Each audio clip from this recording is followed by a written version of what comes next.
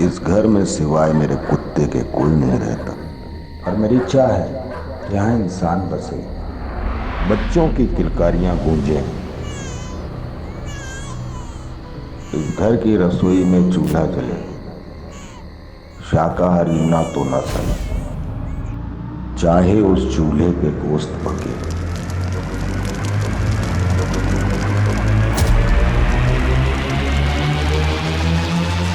नमस्कार, आदाब। मैं अनूप सोनी क्राइम पेट्रोल सतर्क के ब्लैक हेडलाइंस अध्याय के आज के एपिसोड में आप सबका स्वागत करता हूं।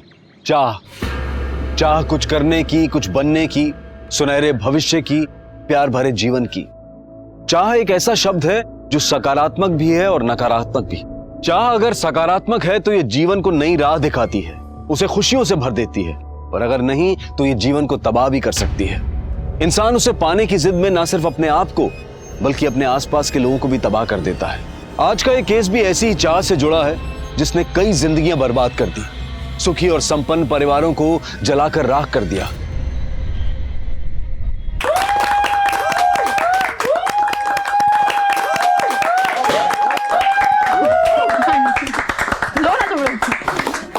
देविका, तुमसे बिछड़ने का दिल तो नहीं करता, पर क्या करें, फेयरवेल भी रस्म है, निभानी तो पड़ेगी ही। देविका, तुम इतनी अच्छी जॉब छोड़कर नोएडा शिफ्ट क्यों हो रही हो? मैं सिर्फ अपने बारे में नहीं सोच सकती नाती, मुझे अपनी पूरी फैमिली को साथ लेकर चलना पड़ता है। चलो कोई बात नहीं, हमसे दूर जा रही हो पर दिल से कभी दूर नहीं होगी। कभी भी मेरी जरूरत पड़े तो मुझे याद जरूर करना। पक्का।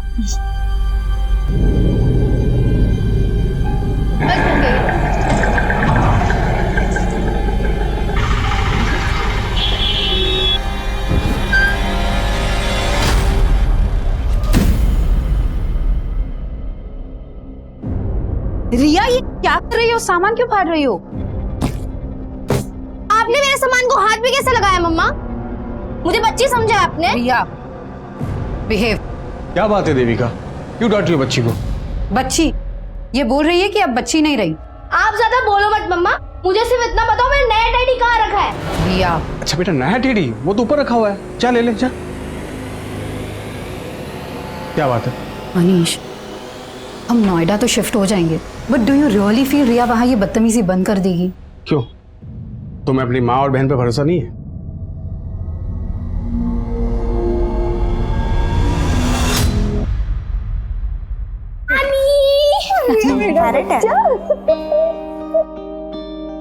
कैसी हो माँ? खुश रहो, नमस्ते खुश रहो, खुश रहो।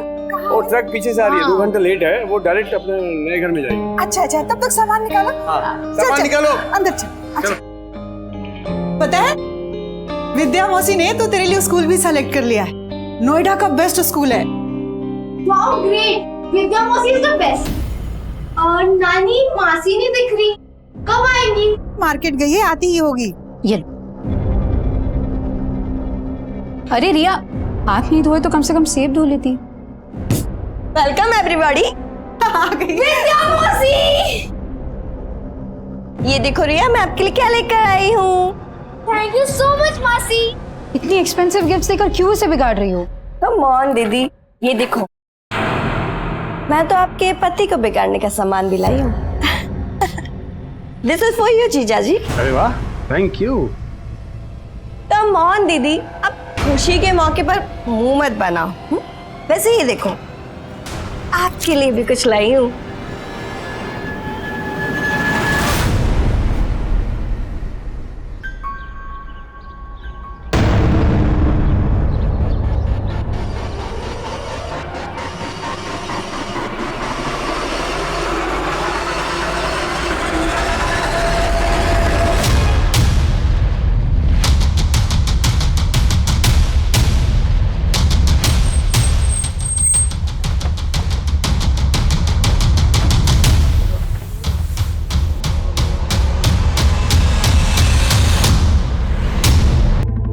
विंडो खोलो, अरे दरवाजा खोलो, खोलो सर।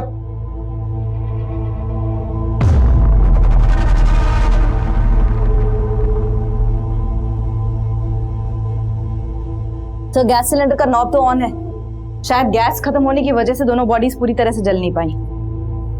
बहुत ही ब्रूटल मर्डर्स है। दोनों के हाथ पैर बांधे गए। जिसने भी इन दोनों को जलाया होगा उसके दिल में इन दोनों के लिए बहुत ही गहरी नफरत रही होगी। इतनी गहरी नफरत कि इस नफरत की आग में दोनों को जलाकर स्वाह कर दिया।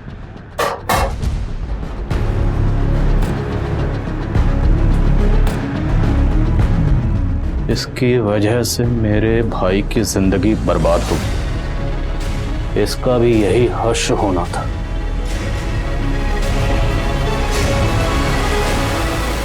पुलिस की आंखों के सामने था एक खौफनाक मंजर। एक औरत और एक आदमी की निर्मम तरीके से हत्या की गई थी। इतनी बर्बरता, इतनी अमानवीय तरीके से हत्या की गई थी कि पुलिस के लिए भी यह दृश्य बचाना आसान नहीं था। और दीवारों पर लिखे हुए अनेक शब्द पुलिस के लिए चुनौती थे, लीड थी, या फिर उन्हें मिसलीड करने की कोई कोशिश। मैम, हमको नहीं मालूम ये आदमी और औरत कौन है। तुम्हारे कहने का मतलब है कि ये दोनों इस घर में नहीं रहते थे? मैम, ये घर तो सालों से बंद था। हम तो खुद हैरान है कि यहाँ लाशें कैसे पड़ी हैं।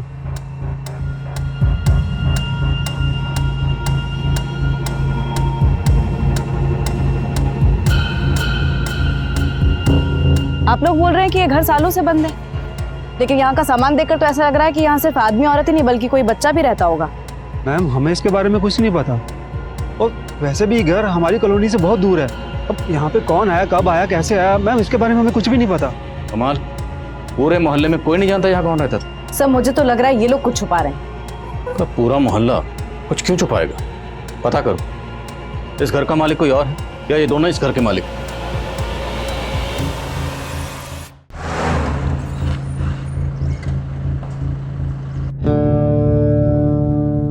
सभी थानों में इंफॉर्मेशन भेज दी गई। सर, ये नरेश सहगल ब्रोकर है। इसी ने वो घर किराए पे दिलवाया था। किसे दिलवाया था? सर, वो एक सिंगल मदर थी सर, अपने इन्फेंट बच्ची के साथ आई थी सर। उस सिंगल मदर का कुछ नाम तो होगा? नाम सर, हाँ, देविका जायसवाल सर। मैडम, एक नंबर प्रॉपर्टी है ये। यहाँ इतना शांत माहौल कहीं और नहीं मिलेगा इस इलाके में। और फिर बच्चे के सोने उठने में कोई दिक्कत नहीं होगी यहाँ। सर, देविका को वो मकान देखते ही पसंद आ गया था सर। और सर 3 महीने से अपनी बच्ची के साथ वहाँ रहने भी लगी थी। और मोहल्ले वाले तो बोलने वहाँ कोई नहीं रहता था। रेंट एग्रीमेंट है तुम्हारे पास? सर, वो रेंट एग्रीमेंट होने ही वाला था सर, लेकिन मकान मालिक को टाइम ही नहीं मिल पा रहा था, इस वजह से। मकान मालिक कौन है? विक्रांत पाठक सर, दिल्ली में रहता है सर। उस मकान का पूरा जिम्मा उसने मेरे ही हाथ में सौंप रखा है। भले ही रेंट एग्रीमेंट ना हुआ हो सर, लेकिन देविका ने 11 महीने का एडवांस रेंट और डिपॉजिट का चेक मुझे दे दिया था सर, जिसमें से मैंने डिपॉजिट का चेक और 3 महीने का रेंट सर मकान मालिक के अकाउंट में जमा कर दिया सर। देखो, ऐसा है, उस घर में हमें कोई बच्चा तो नहीं मिला, लेकिन एक आदमी और एक औरत की लाश मिली।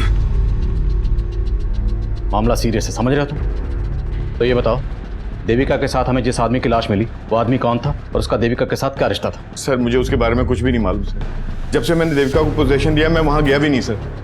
देविका का फोन नंबर और एड्रेस बताओ। सर, फोन नंबर दिया तो था उसने, लेकिन सर फोन फॉर्मेट हो गया। देविका ने जो रेंट के चेक्स दिए, तो चेक्स हैं तुम्हारे पास? हाँ सर, ऑफिस में रखे हैं सर। हमें उनकी जेरॉक्स चाहिए। ठीक है sir. Pandey, thank you sir. नजर रखो इस नरेश पे। और देविका के अकाउंट में जो परमानेंट एड्रेस है वो निकलो। सर,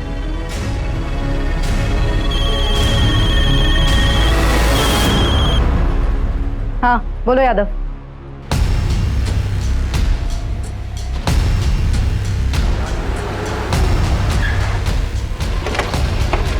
मैम, ये केदार मिश्रा है, इसी इलाके का है। ये उस घर के बारे में कुछ बता रहा था जहाँ पे उस औरत और मर्द की लाशें मिली।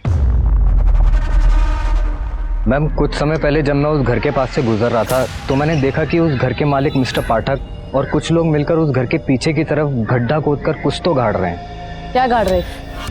एक बड़ा सा मोटा सा बोरा था। उस बोरे में क्या था मुझे पता नहीं, लेकिन खून के धब्बे लगे हुए। उस घटना के बाद किसी को उस घर में देखा था? मतलब ये जो मर्द और औरत की लाश मिली है, क्या उनमें से किसी को देखा था? नहीं मैडम, मैंने उस घटना के बाद किसी को नहीं देखा। अब उस घर में कौन रहने आया, क्या हो रहा था, मुझे कुछ नहीं पता इसके बारे में।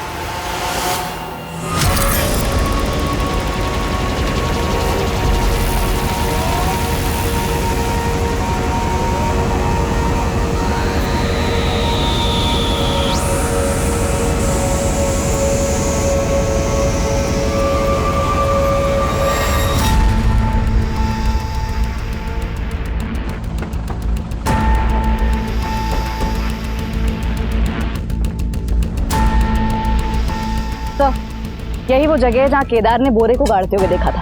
लेकिन अभी तक कुछ मिला नहीं। तो ये केदार,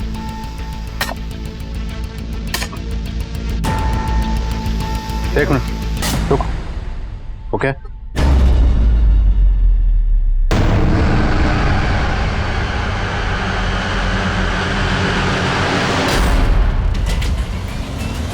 केदार, तूने तो कहा था या तूने मकान मालिक को बोरे में कुछ गाड़ते हुए देखा है? यहाँ से तो बच्चे की लाश मिली है। मैडम मैंने बहुत पहले देखा था। बोल, क्या पता है तुझे?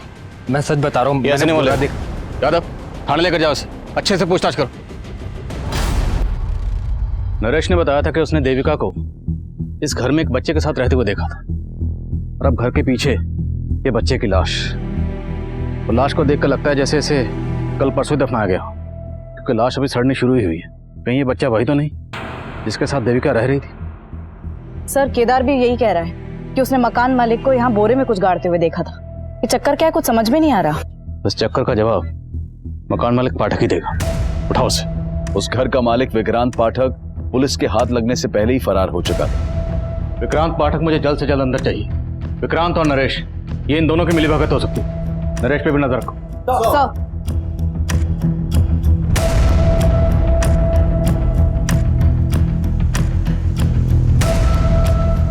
पुलिस विक्रांत को ढूंढने में जुट गई थी। वहीं देविका द्वारा इशू किए गए रेंट चेक्स के जरिए देविका के बैंक अकाउंट की डिटेल सामने आई। सर, देविका की बैंक अकाउंट डिटेल्स में उसका मैरिटल स्टेटस मैरिड था, लेकिन बैंक से उसके पति से जुड़ी कोई भी इंफॉर्मेशन नहीं मिली है। हाँ, परमानेंट एड्रेस जरूर मिला है।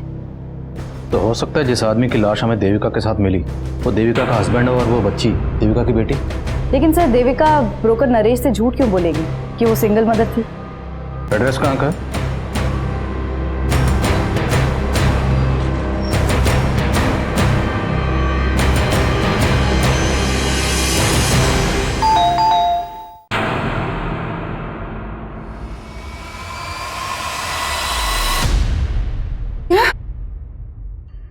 देविका की लाश? जी, सिर्फ देविका नहीं, उसके पति और बच्ची की लाश भी मिली। ये आप क्या कह रहे हो सर? कल रात ही तो मेरी बात हुई है देविका के पति और बेटी से, और वो लोग यही पास में ही रहते हैं। वो दोनों यहीं रहते हैं, तो देविका उस किराए के घर में क्यों रह रही थी? और वो बच्ची और आदमी कौन था जिसकी लाशें हमें मिली? मुझे ये सब नहीं मालूम। मैं खुद पिछले 2 साल से देविका को ढूंढ रही हूँ। 2 साल से ढूंढ रही? हाँ सर, 2 साल पहले देविका अपने पति और बेटी से झगड़ा करके मायके चली आई थी, और मनीष जब उसको लेने आया। ये कैसी बात कर रही हो तुम देविका? हाँ, मैं तो खुद तुम्हें लेने आया हूं यहाँ पर। ये सब करके तुम क्या जताना चाहते हो?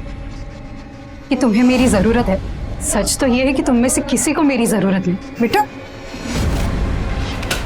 ये क्या बोल रही है और कहाँ जा रही है? तो अपने मन की शांति ढूंढने। यहाँ से जाने के बाद देविका ने अपना नंबर बंद कर दिया। हमने ढूंढने की बहुत कोशिश, पर कुछ पता नहीं चला। देविका का पति और बच्ची यहाँ रहते हैं, वहाँ का एड्रेस दीजिए और फोन नंबर भी।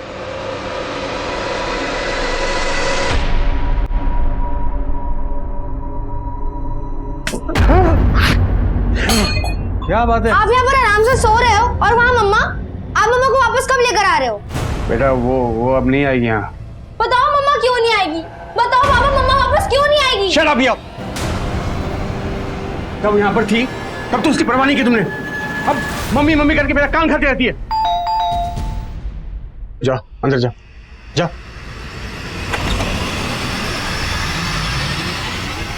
क्या? देविका की लाश? बहुत ही गहरी नफरत निकाली गई। देविका के हाथ पैर बांधकर उसे चूल्हे पर जलाया। वो आदमी और वो बच्ची, ये दोनों कौन हो सकते हैं? सर, मुझे कुछ नहीं मालूम। मैं तो 2 साल से नहीं मिला देविका से। लेकिन ऐसा क्या हुआ था जो देविका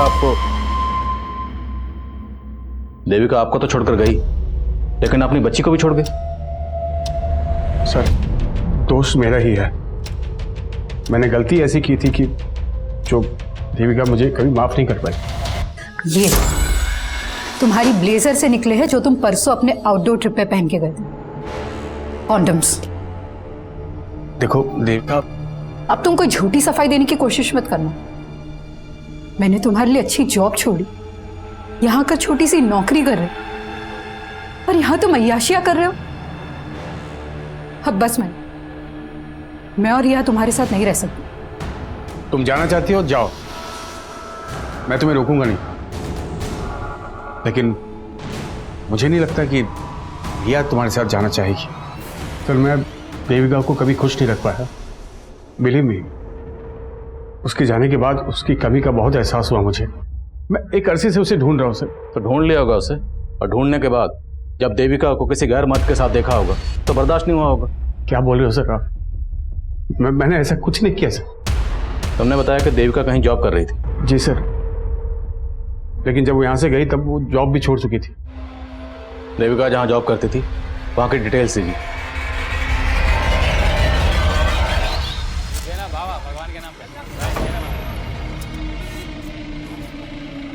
कीप द चेंज। सेठ सेठ, भगवान के नाम पे कुछ दो ना सेठ।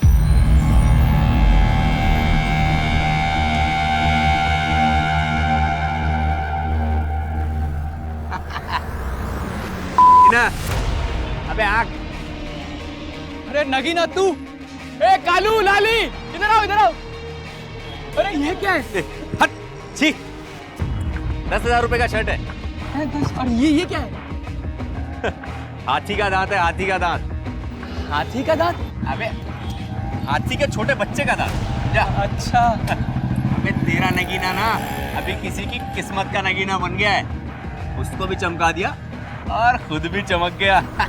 कौन है वो जिसको चमका दिया बे तूने? सर जिस घर में हमें जली हुई लाशें मिली, उस घर के मालिक विक्रांत पाठक का फोन दिल्ली के मुखर्जी नगर में बंद हुआ था, और हमने उसके रिश्तेदारों और दोस्तों से भी पूछताछ की, लेकिन कोई क्लू नहीं मिल पाया कि वो छिपा कहाँ पे। मकान मालिक और किराएदार के अलावा पाठक और देविका के बीच में कोई और कनेक्शन? सर फिलहाल ऐसा कोई कनेक्शन सामने नहीं आया, और ना ये पता चल पाया कि दूसरी जली हुई लाश किस आदमी की है। लेकिन देविका के बैंक अकाउंट से कोई ना कोई फ़ोन नंबर तो लिंक होगा। उस नंबर की डिटेल्स निकला, शायद कोई क्लू मिले।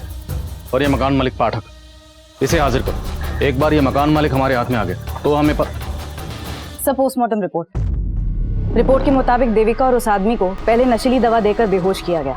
घर से मिले ग्लासेस में फ्रूट जूस के साथ साथ दवा के ट्रेसेस भी मिले। बच्ची की मौत धुएं से सफोकेशन की वजह से हुई। मरने के बाद उसे गाड़ा गया। एक मर्द, एक औरत और एक बच्ची, देखने में तो फैमिली लगती है, पर ये फैमिली थी या नहीं थी इसके लिए इन तीनों का डीएनए टेस्ट करवाना हो। पर मारने से पहले इन दोनों को जूस में बेहोशी की दवा पिलाई गई। तो मतलब साफ ये काम किसी जान पहचान वाले का ही है। अब ये जान पहचान वाला या तो देविका की पहचान का होगा या उस आदमी की। देविका की पर्सनल और प्रोफेशनल लाइफ के बारे में जानते। देविका के नोएडा वाले ऑफिस में चलते। ये हमारी नगीना ने बनवाया है। देखो ये भी कैसा है। पूरे 2 तोले का है और एकदम सच्ची सोने का है। हाँ, तुम्हारी नगीना को लाखों का कोई भीख दे गया है या लॉटरी लगा है? कोई लॉटरी नहीं लगा है, वो तो हमारे नगीने का दिमाग है। उसने बहुत बड़ी जुगत लगाई है। जुगत? हाँ। शांति बहन, हमको भी तो बताओ वो जुगत। किसी को बताना मत। वो ना शहर गया था तो वहाँ पर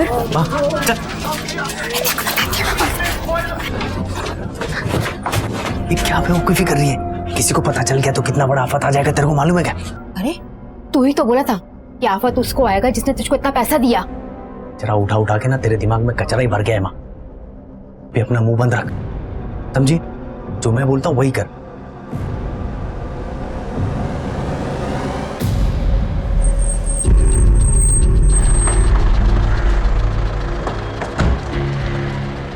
सर देविका तो 2 साल पहले ही यहाँ से रिजाइन करके चली गई थी। 2 साल से मैं भी उसके कांटेक्ट में नहीं हूँ। मुझे बहुत हैरानी हो रही है कि उसकी इस तरीके से हत्या हो गई। सिर्फ देविका का ही नहीं, एक बच्ची और एक आदमी की लाश भी मिली। क्या देविका का यहाँ किसी के साथ अफेयर था? मैम देविका का किसी से अफेयर हो ही नहीं सकता। वो तो खुद अपने पति से परेशान रहती थी।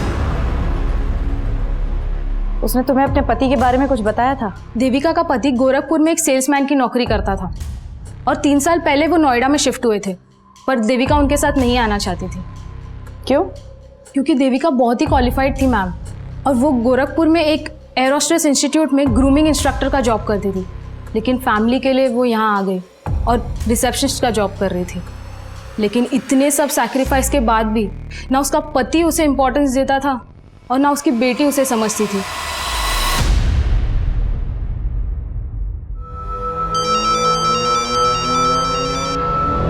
सर, उस घर के मालिक विक्रांत पाठक के उसके एक वर्कर के घर में छिपे होने की लीड मिली है।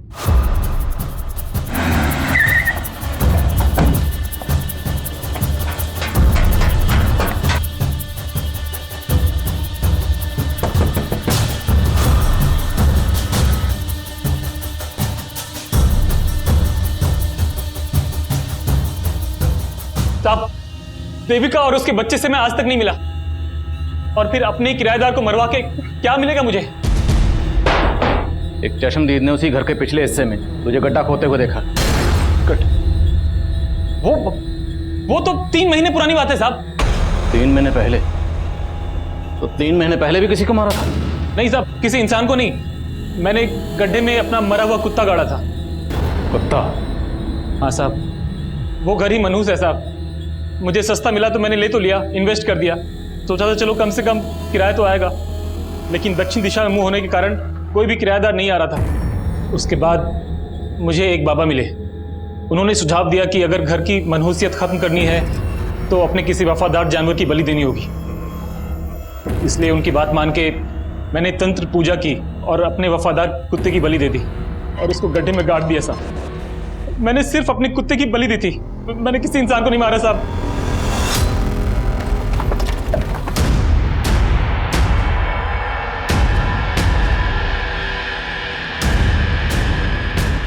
तो मैंने यहीं पे गाड़ा था।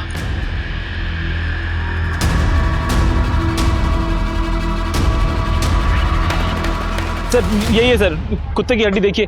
हाथ से निकालो। लेके जाओ। इन हड्डियों को तुरंत फोरेंसिक भेजो, पता लगाओ क्या ये वाकई कुत्ते की हड्डी है, ये पाठक हमें घुमा रहा है। और देविका से जुड़े जिन जिन लोगों को पाठक जानता है सबका पता लगाओ। देविका का बॉस मेहता, उसका पति मनीष, कोई भी हो सकता है। सर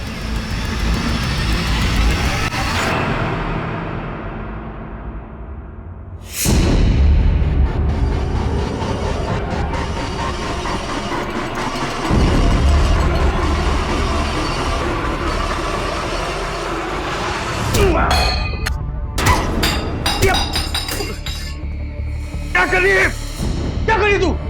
आपने मारा ना मेरी मम्मी को, इसलिए उस दिन बोला था कि मम्मा वापस नहीं आएगी। तू आपको मैं छोड़ूंगी नहीं। रिया, रिया, तू क्या कर रही है? मैं आपको छोड़ूंगी नहीं पापा। तेरी हरकतें मैं अभी ठीक करता हूँ, अभी ठीक करता हूँ। चुप कर। आपने मेरी मम्मी को मारा है। मैंने उन्हें मारा। मैं सबके सामने आपको एक्सपोज कर दूंगी। खोलो पापा, यू आर अ किलर। यहीं अंदर पड़ी रह तू। चुप कर, एकदम चुप चुप।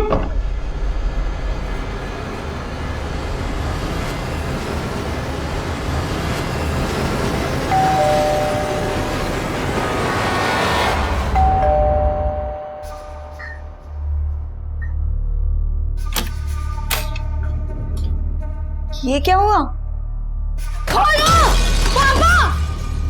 और ये रिया क्यों चिल्ला रही है? क्या बताऊं विद्या, इस लड़की ने मुझे परेशान कर रखा है। समझ भी नहीं आ रहा इसे हैंडल कैसे करूं मैं। तुम परेशान मत हो, मैं हैंडल करती हूँ।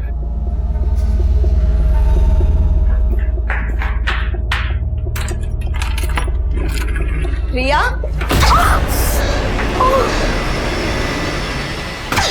सर देविका के बैंक अकाउंट से जो नंबर लिंक था ये उसके कॉल डिटेल्स है। इसमें कई सारे नंबर शो कर रहे हैं। मैं एक एक नंबर कॉल करके देख रहा हूँ। इसमें से उन नंबर पर फोकस करो जिनसे देविका की ज्यादा बात होती थी। और सर फॉरेंसिक वालों ने बताया कि घर में से मिली हुई हड्डियां किसी जानवर की ही थी, इंसान की नहीं। मकान मालिक विक्रांत पाठक का देविका के बॉस या मनीष से कोई कनेक्शन नहीं निकला। लेकिन हाँ सर, मनीष का एक छोटा भाई है नीरज, और घर की दीवार पे भी लिखा हुआ था। तो ये मनीष का छोटा भाई नीरज गायब है? गायब तो नहीं है सर। सर एक मिनट सर, देविका के कॉल रिकॉर्ड में एक नंबर नीरज नाम के लड़के का भी है। ये देखिए, नीरज जायसवाल। मैंने इस नीरज को कॉल भी किया था लेकिन इसने उठाया नहीं। तो तुम उठाओ इस नीरज जायसवाल। सर वैसे मैं हर साल एक नई और महंगी गाड़ी लेता हूं। तुम्हारी इस पुरानी गाड़ी का ये नंबर प्लेट मुझे बहुत पसंद आया। कितना लेगा? क्या ये नंबर प्लेट का? अरे नंबर प्लेट का नहीं भाई, पूरी गाड़ी का। आपके लिए 3 लाख रुपए। अच्छा अच्छा ठीक है। ए, चल चल टेस्ट ड्राइव दे। हाँ हाँ टेस्ट ड्राइव दे। जाओ जाओ। ए भाग रहा है, चल चल पकड़ पकड़ चल चल। ए साला, ए रुको। साला फिर भाग गया। इस बार हाथ लगाना, साले की सारी रईसी निकाल दूंगा। आओ, मनीष के छोटे भाई नीरज, नीरज नहीं निर्लज है तो अपनी भाभी को बेहोश किया, हाथ पैर बांधे और फिर जलाकर मार दिया। उसके बाद दीवार पर लिख कर गया। सर मैंने कुछ नहीं लिखा सर, लिखा तो उन्होंने मेरी किस्मत में कि मैं उनका भाई हूँ। किसने? तेरे भाई ने? ये सब तेरे भाई मनीष ने किया? कर भी सकता है सर, उन्हें सिर्फ भाभी से नहीं मुझसे भी प्रॉब्लम थी, सिर्फ इसलिए क्योंकि मैं भाभी की बात समझता था। तंग आ गई थी भाभी मेरे भाई से। सर मैं तो कहता था भाभी से कि भाभी अगर ऐसा है तो आप छोड़ क्यों नहीं देती उन्हें, आप क्यों सह रही हो ये सब? प्रॉब्लम सिर्फ मनीष में नहीं है नीरज, प्रॉब्लम मेरी बहन में भी है।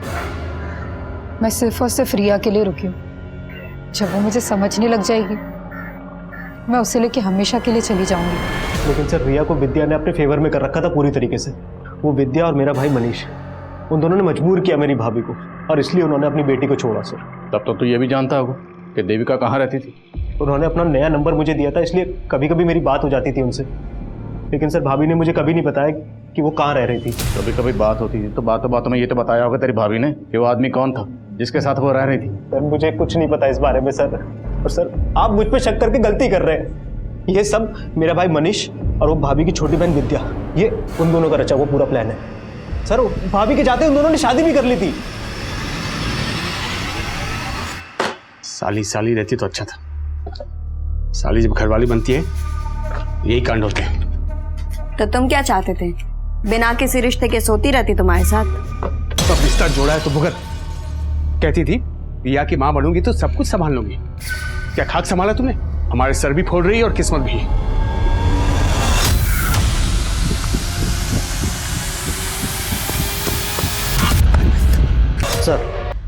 सर उस मनुष्य और विद्या को उठा के लाए। बिठा दो।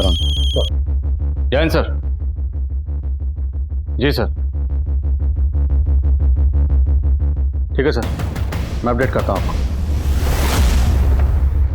सर, देविका के कॉल रिकॉर्ड्स में एक ऐसा नंबर मिला है जो कंटिन्यूसली स्विच ऑफ जा रहा है। किसका नंबर है ये? सुरेश तिवारी। इसका फोन हत्या वाली रात उस घर के एरिया में बंद हुआ जहां से लाशें मिली थी। नंबर कहाँ का है? मेरठ। तुरंत मेरठ निकल, उठाओ इसे।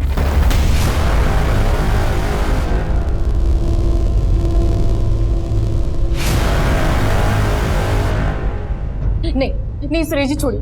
नहीं हर्षा, हमारे पास अभी कोई चारा नहीं बचा हर्षा। वो आदमी हमें जीने नहीं देगा।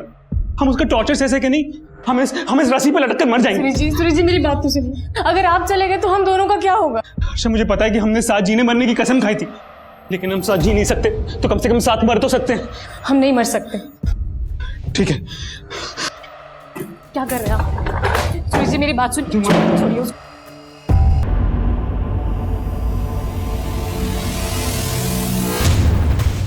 सर आप ऐसे कैसे हमें उठा कर ले आए? जैसे तू लेकर आया अपनी साली को अपनी जिंदगी में। जीजा साली से बन गए मियां बीवी। फिर आखिर ऐसा क्या हुआ कि नौबत एक दूसरे का सर फोड़ने तक आ गई?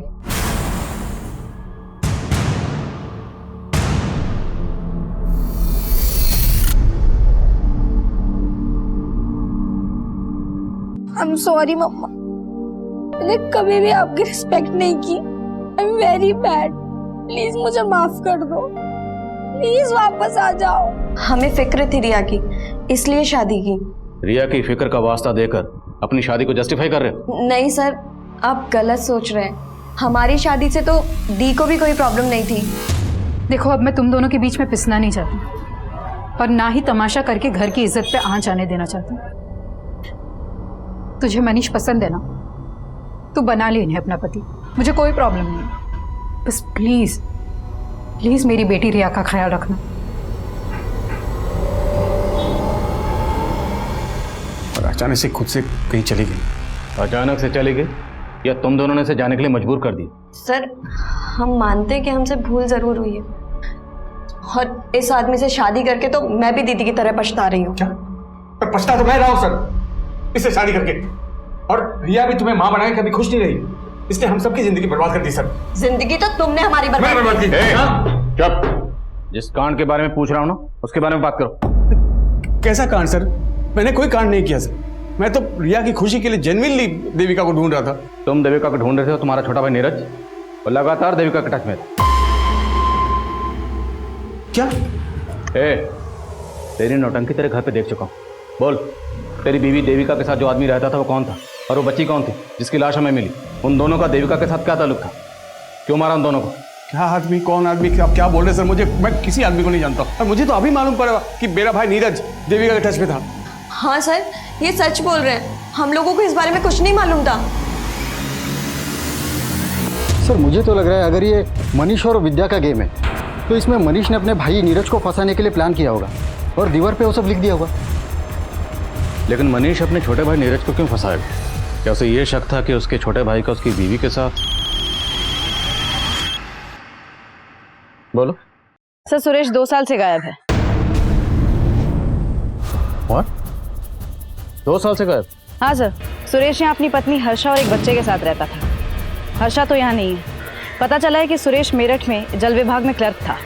अगर ये सुरेश 2 साल से गायब है तो इस सुरेश के नाम पर जो मोबाइल नंबर रजिस्टर्ड है उस नंबर से देविका को कॉल कौन करता था?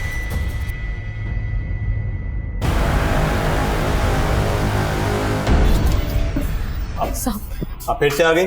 आपसे बोला ना जैसे ही आपके पति का पता चलेगा आपको बुला लेंगे। वो शायद नहीं मिलेंगे साहब, उन्होंने आत्महत्या कर ली होगी। क्या? तुम तो पहले बोल रही थी सुरेश लापता है, अब बोल रही उसने आत्महत्या कर लिया। ये लगा के रखा तुमने? साहब एक बात हम आपको पहले बताए नहीं थे, 2 साल पहले ऐसे ही अपने बॉस से तंग आकर उन्होंने आत्महत्या करने की कोशिश की थी। नहीं देखिए, आप ऐसा नहीं कर सकते। अगर आपका बॉस आपको तंग करता है तो आप उसकी शिकायत अपने बड़े अफसर से कीजिए। क्यों आप हमको अनाथ करके जाना चाहते हैं? हमारी बात कोई नहीं सुनेगा हर्षा, हमारे बॉस ने सबको अपने खिलाफ कर दिया। कौन बॉस? वो विनायक मिश्रा।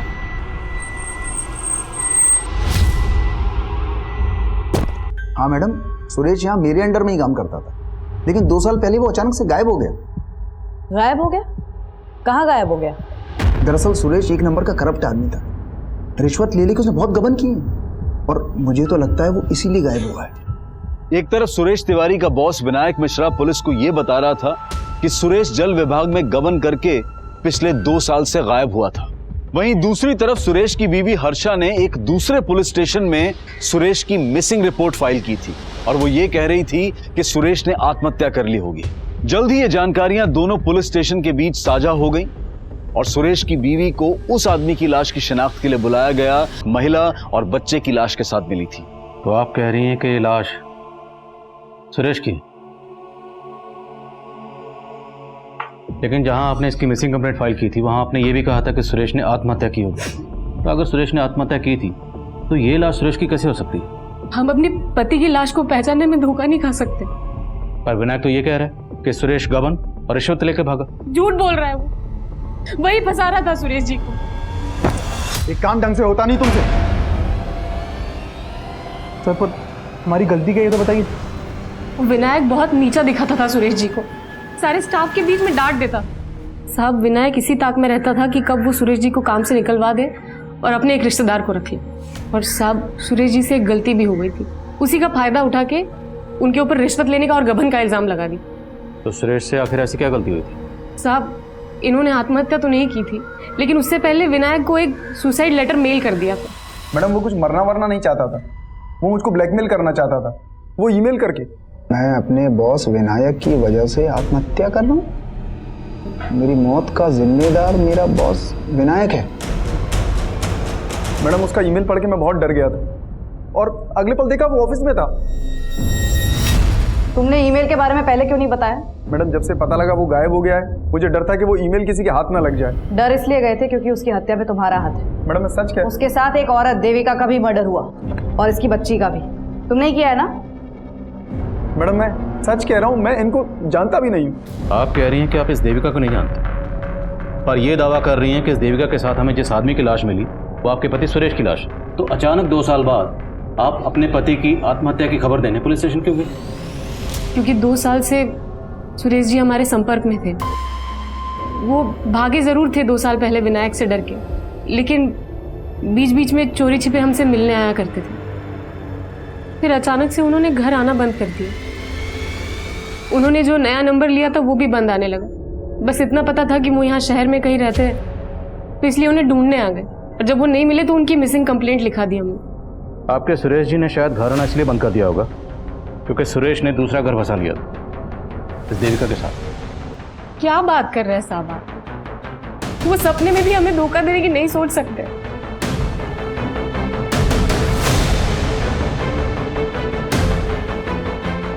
सर ये औरत दिखने में जितनी सीधी है, विनायक उतना ही चालाक है।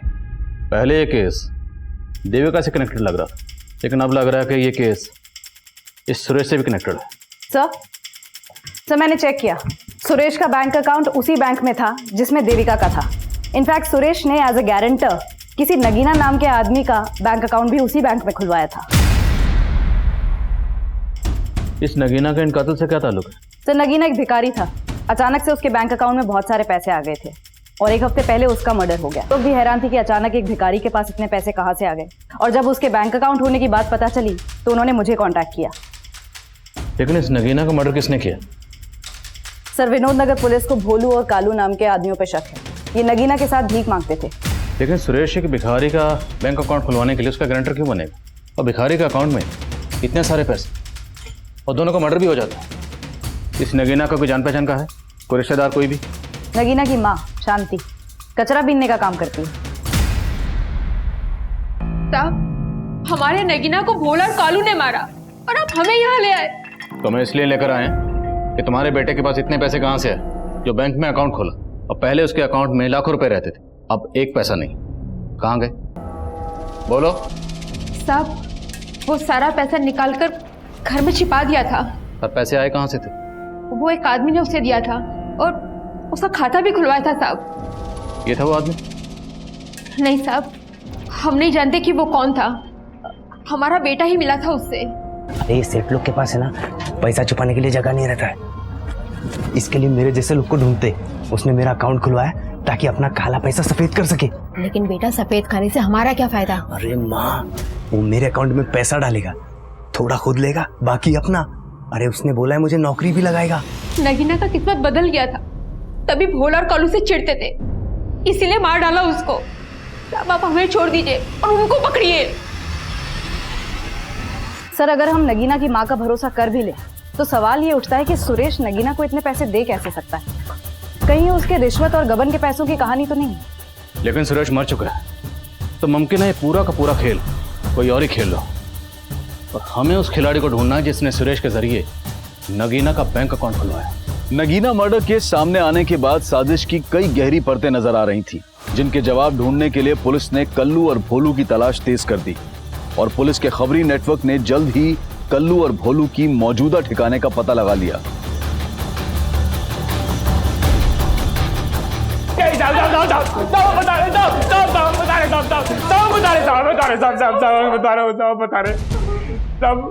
हमने नगीना को पैसों के लालच में नहीं मारा, वो कभी ना लाली को अपने साथ लेके चला गया। लाली? कौन लाली? तब मेरी दोस्त, हम सब साथ में भीख मांगा करते थे। एक दिन नगीना वहां आया और लाली को पैसों का टसन दिखाने लगा। साहब लाली को उसने हमसे छीन लिया था और पूछने पे भी नहीं बताता था कि वो कहाँ है। लाली कहाँ है बे? बोल। अरे कितनी बार बोलूं, मुझे नहीं पता। साले बता, नहीं तो यहीं काट दूंगा। बता बता। रुक, रुक। अरे रुक।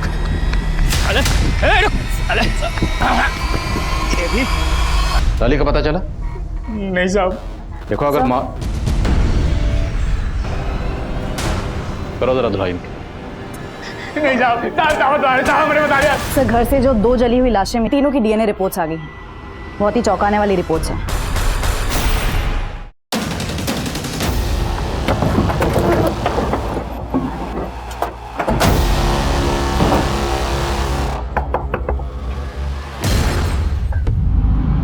हमसे दूर जा रही हूँ पर दिल से कभी दूर नहीं होगी। कभी भी मेरी ज़रूरत पड़े तो मुझे याद ज़रूर करना। अरे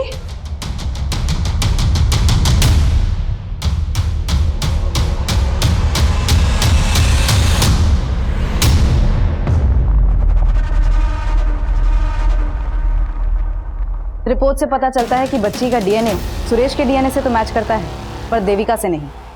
इसका मतलब वो डेड बॉडी देविका की नहीं है। मतलब ये सारा का सारा गैंग देविका। नजरें मत झुकाओ, जो किया वो क्यों किया ये बताओ। मैं तो बस शांति की जिंदगी जीना चाहती थी, पति और बेटी का प्यार चाहती थी, लेकिन किसी ने मुझे नहीं समझा। मैं सबसे तंग आकर चली गई थी। कोई अच्छी सी नौकरी ढूंढ कर सेल्फ डिपेंडेंट बनना चाहती थी। और फिर एक दिन जॉब ढूंढते ढूंढते मेरी मुलाकात सुरेश से हुई। हम अच्छे दोस्त बन गए, साथ रहने लगे। लेकिन इसके बारे में मैंने अपने घर वाले से कुछ नहीं कहा। और तुम्हारा देवर नीरज, वो तो लगातार तुम्हारे टच में था। मैं उसके कांटेक्ट में थी, लेकिन सिर्फ इसलिए क्योंकि मैं जानना चाहती थी कि वहां क्या हो रहा था। और जब पता चला कि मनीष ने सच में विद्या से शादी कर ली, तो मैंने भी सुरेश से शादी कर ली। मैं एयर होस्टेसेस को ग्रूमिंग करने के लिए ऑनलाइन टीचिंग का जॉब कर रही थी। अच्छे खासे पैसे भी कमा लेती थी। लेकिन सुरेश कुछ नहीं कर पा रहा था। उल्टा वो तो मुझसे पैसे लेकर अपनी बीवी को भेजता था। इसलिए उसे छोड़कर अपनी बेटी के साथ उस घर में रहने चली गई। लेकिन वो मुझे ढूंढता हुआ वहां भी आ गया और कहने लगा, देविका ये बेटी मेरी भी है, ये हमारे प्यार की निशानी है देविका। और मैं उस हर्षा से नहीं, मैं सिर्फ तुमसे प्यार करता हूँ। तुम ये सोचो कि मैंने उस हर्षा को छोड़ दिया है। मैंने फिर सुरेश को एक मौका दिया, लेकिन अभी भी उसकी नीयत मेरी कमाई पर ही थी। तुम टेंशन मत लो हर्षा, मैंने सब सेट कर दिया। बस कुछ ही दिनों की बात है, फिर हम वापस साथ रहेंगे। मुझे शक होने लगा कि वो मेरे साथ बहुत बड़ा गेम खेल रहा है। और उस दिन से मैंने उस पर नजर रखना शुरू किया। फिर एक दिन मैंने उसको एक भिखारी के साथ देखा। उसका हूबहू हुलिया अपने जैसा बनवा दिया। मैं उसका सारा प्लान समझ गई थी। वो उस भिखारी को मार के ये साबित करना चाहता था कि वो मेरे साथ मारा गया। सुरेश नगीना को मारना चाहता था? जी सर, पर मैंने उसका ही प्लान उस पर उल्टा चल दिया।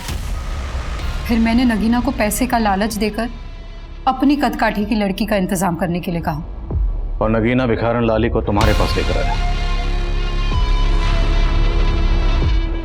जी आपने अपना नाम नहीं बताया? जी मेरा नाम लालिमा है। अच्छा, तुम नहीं ले रही हो? नहीं, मैंने अभी खाना खाया। लालिमा पियो ना।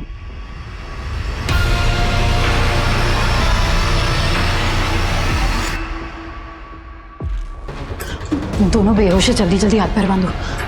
पर तुमने दीवार पर वो सब क्यों लिखा था? मुझे नीरज से पहले कभी कोई शिकायत नहीं थी, लेकिन जानती थी कि जब आप मनीष के भाई तक पहुंचेंगे तो आपको लगेगा कि ये मनीष की ही चाल है। और मैं मनीष को फंसाना चाहती थी, उसे बर्बाद करना चाहती थी। आज सिर्फ और सिर्फ उसी की वजह से मेरी जिंदगी बर्बाद हो गई। तुम्हारी जिंदगी खुद तुम्हारी वजह से बर्बाद हुई।